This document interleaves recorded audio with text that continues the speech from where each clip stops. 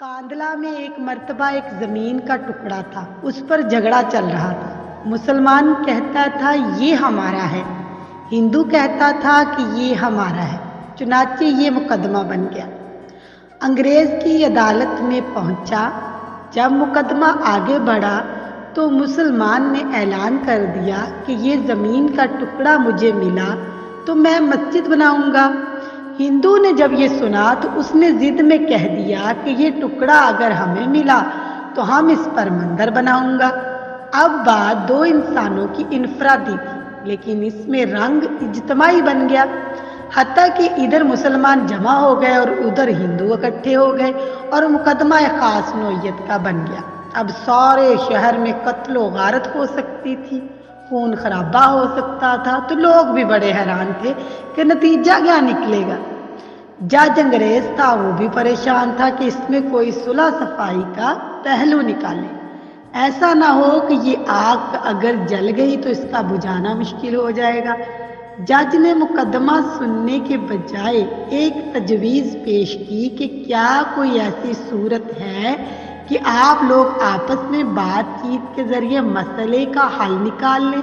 तो हिंदुओं ने एक तजवीज़ पेश की कि हम आपको एक मुसलमान का नाम तन्हाई में बताएंगे, आप अगली पेशी पर उनको बुला लीजिए और उनसे पूछ लीजिए। अगर वो कहें कि ये मुसलमानों की ज़मीन है तो उनको दे दीजिए, अगर वो कहें कि ये मुसलमानों की ज़मीन नहीं है, हिंदुओं की है, तो हमें दे दीजिए।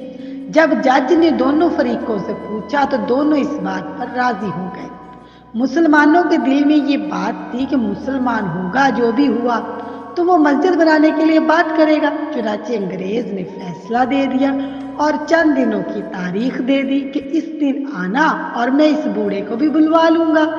अब जब मुसलमान बाहर निकले तो बड़ी खुशियां मना रहे थे, सब कूद रहे थे, नारे लगा रहे थे। हिंदुओं ने पूछा अपने लोगों से कि तुमने क्या किया। उन्होंने कहा कि हमने एक मुसलमान आलम को हाकम बना लिया है कि वो अगली पेशी पर जो कहेगा उसी पर फैसला होगा। अब हिंदुओं के दिल मुरझा गए और मुसलमान खुशियों से फूले नहीं समाते थे, लेकिन इंतजार में थे कि अगली पेशी में क्या होता है।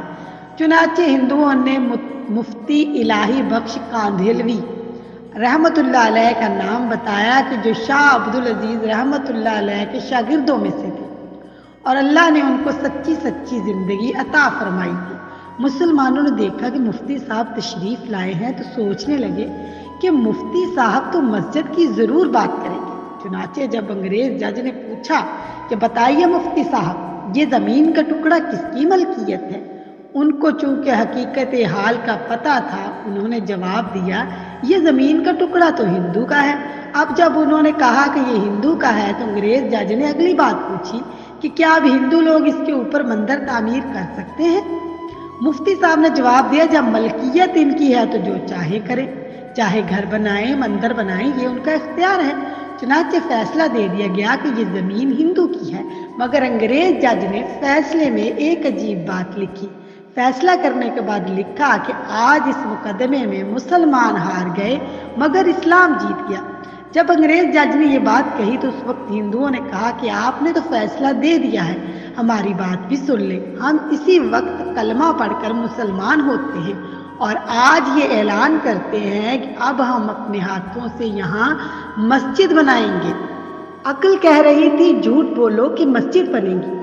हजरत मुफ्ती साहब ने सच बोला और सच का बोलबाला हुआ। सच्चे परवरदिगार ने इस जगह मस्जिद बनवाकर दिखला दी।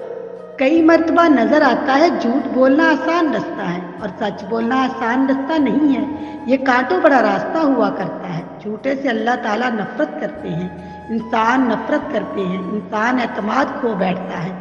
एक झूठ को निभाने के लिए कई झूठ बोलने पड़ते हैं। लिहाजा सच्ची जिंदगी को आप इख्तियार कीजिए, इस पर परवरदिगार आपकी मदद फरमाएगा।